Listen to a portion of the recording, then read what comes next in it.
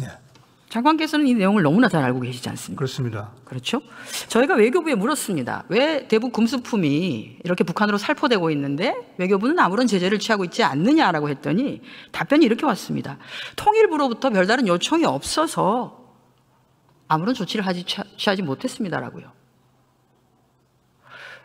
알고 있는데도 아무런 조치를 취하지 않도록 했으면 그건 직무유기 아닌가요? 통일부로서는 유엔 안보리 2397호 제재와 관련된 그런 문제를 뭐라고 할까요? 정책적인 그런 아주 중요한 과제로 보고 있지는 않습니다. 그러면 장관님, 제가 확인을 하나 해보겠습니다. 그러면 대북 전단 딱지만 붙이면 자동차도 보내도 되고 휴대폰도 보내도 되고 뭐 이런 건가요? 그거는 이제 가정된 상황을 아니요. 두고 그렇지 않습니까? 때문에 제가 거기에 대해서 판단해. 그러면 지금 강화 같은 경우에는 쌀을 페트에 넣어서 쌀만 보내는 거 아닙니다. 돈도 보내고 USB도 보내고 이렇게 하죠. 그렇게 하는데 뭐 사실 페트는 별로 친환경적이지도 않죠. 그러면 뗏목에다가 아예 띄워서 거기다가 자동차 거기에 이제 전단을 좀 실는 거죠. 그죠? 그렇게 해서 보내면 되는 겁니까? 휴대폰도 가득. 휴대폰은 이번 파리 올림픽에서 HS 코드 예. 72에서 89에 해당되는 품목들입니다. USB, 라디오. 그 부분은, 제가 보여드릴게요. 예.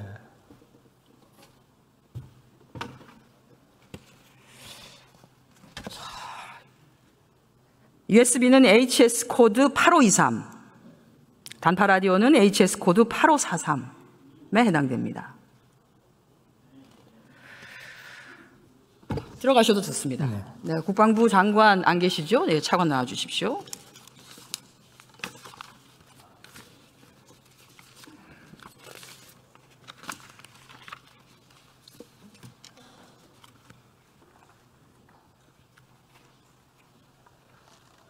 예, 국방부 차관입니다. 네, 또 잘 아는 얘기 좀 하겠습니다. 예. 항공안전법 그리고 행정권한 위임 규정에 따라서 국방부 장관에게 위탁된 군 관할 공역 잘 아시죠? 예, 알고 있습니다. 네, 그렇습니다. 군 관할 공역 중에서 비행 금지 구역은 어떤 구역입니까?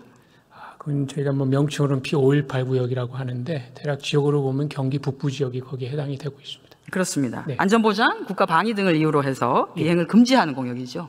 비행을 금지하는 공역입니다. 지난 8월 달에 시행된 군 관할 공역 내 민간인 초경량 비행장치 비행 승인 안내서입니다. 이게 국방부에서 나왔습니다. 대한민국 국방부에서. 초경량 비행장치에 기구류가 들어갑니까? 예, 포함이 됩니다. 네, 들어갑니다. 기구류 들어갑니다.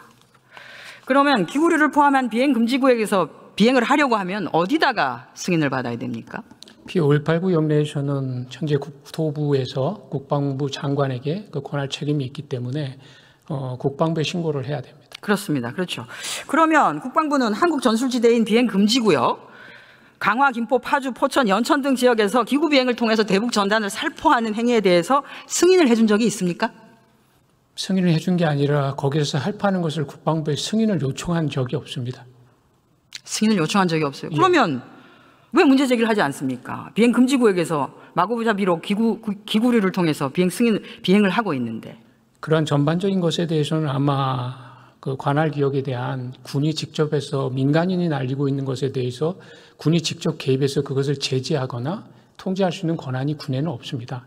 따라서 그거에 대한 행위들은 아마 관할 군역의 경찰 조직이나 이런 조직들이 관여를 하게 되고 승인이 오게 되면 저희들은 그것의 가부 여부를 승인 신청이 오지 않았기 때문에 아무런 제재를 가할 수 없었다는 말씀이신 거죠? 저희가 승인이 오지 않는 것에 대해서 그 넓은 지역에서 어디서 어떻게 언제 이것을 운영할 것에 대해서 사전 예측하기가 어렵기 때문에 사전 차단이라는 것은 현실적으로 어렵습니다.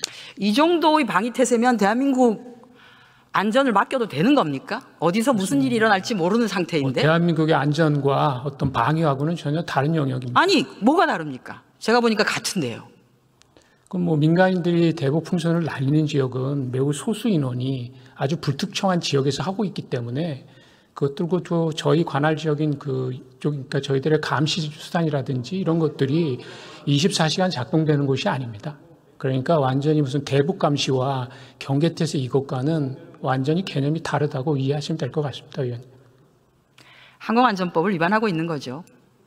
항공안전법상 국방부 장관에게 위임을 할 때 해당되는 것까지 다 관리하라고 한 것이죠. 뭐 길게 말씀하셨는데 단순합니다. 항공안전법을 위반한 것이고 위반한 그 단체에 대해서 아무런 제재를 가하고 있지 않다. 간단하게 말씀하시면 되는 겁니다. 예, 규정 범위 내에서 저에게 승인을 요청하면 저희는 거기에 적절한 조치를 하도록 하겠습니다. 승인을 요청하면 예. 들어가셔도 좋습니다. 자, 통일부 장관 나와주세요. 다시.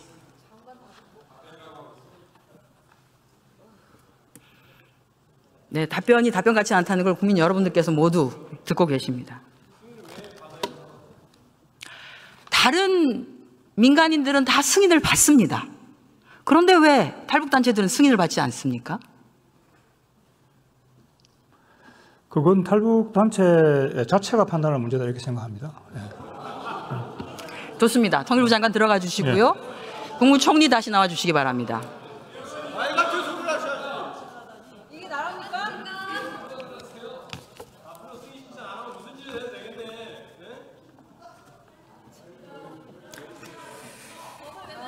네, 정부가 이처럼 불법에 눈 감고 오히려 감싸고 있는 사이에 단체들은 공권력의 도전도 공공연하게 하고 있습니다. 탈북단체 대표 박정호는 대북전단 살포 과정에서 이를 제지하는 경찰관을 폭행해서 전치 4주의 중상을 입혔고요. 또 다른 단체 대표 박상학은 취재진에게 벽돌을 던지는 폭행을 하고 이를 말리는 경찰관에게 가스총을 3번이나 쏘기도 했습니다. 총리님, 대북전단 보낼 자유 있죠. 표현의 자유니까요. 다만 법을 위반하면서 자유를 행사한 것에 대해서는 그것에 합당한 책임을 지는 것이 자유민주국가의 시민에게 주어진 의무이기도 합니다. 그렇지 않습니까? 네, 그래서 결국 이제 이 문제에 있어서는 우선 첫째로 표현의 자유 보장이다라는 헌재의 결정 취지가 좀 고려가 돼야 되겠고요. 그 다음에 이제 유관기관의 협조, 대북 전단 단체와의 소통, 이런 상황 관리가 좀 필요한 것 같습니다. 그래서 최근에 대북 전단 관련 상황에 대해서는 경찰 등 유관기관과 긴밀한 협조뿐만 아니라 대북 전단 단체와도 소통하면서 상황 관리에 최선을 다하고 있다는 말씀을 드립니다. 총리님. 국토부의 유권 해석 내용을 유념을 하고 통일부, 국토부, 경찰청 등 관계기관이 소통하고 있는 것으로. 국토부의 유권 해석에서요. 잠깐만 좀 질문을 들어주십시오. 네. 국토부의 유권 해석에서 비행 금지 구역의 경우에는 기구류에 달린 물건이 2kg가 넘는다 안 된다가 중요하지 않습니다. 왜냐하면 비행 금지 구역에서는 모든 비행이 금지되기 때문입니다. 그리고 대북 전단만 포함하면 치외법권이 되어서는 안 된다고 봅니다. 지금 말씀드린 것처럼 유엔 안보리 대북 제재를 위반한 것에 대한 것, 또 미승인 비행에 대해서 항공안전법을 위반한 것에 대해서 법적 책임을 물어주시기 바랍니다. 아니, 관계기관이 법과 통일부, 원칙을 중시하는 윤석열 정부 아니십니까? 통일부, 국토부, 경찰청과 이 관계기관이 지금 소통하고 있다 이렇게 생각하고요. 현재 항공안전법 위반 관련해서는 경찰 수사가 진행 중인 만큼 결과를 좀 지켜볼 필요가 있다고 생각합니다. 그 결과에 따라서 적절한 조치를 검토하도록 하겠습니다. 대북 제재 위반까지를 포함해 주시기 바랍니다. 네, 적절한 조치를 검토하도록 하겠습니다. 법과 원칙을 중요시하는 윤석열 정부가 어떻게 조치하는지 지켜보도록 하겠습니다. 들어가셔도 좋습니다. 잠시 주목해 주시기 바랍니다. 구독자분들에게 특별한 선물을 준비했는데요. 제가 항상 여러분들 때 강조드리는 말씀이 있습니다. 이슈와 뉴스만 꾸준히 챙겨보셔도 충분히 돈을 벌 수 있다고 말씀드리는데요. 여기 보이시는 채널의 영상을 보시면 어떤 생각이 드시나요? 그냥 눈에 보이시는 뉴스와 영상만 보시고 아무 생각이 없으신가요?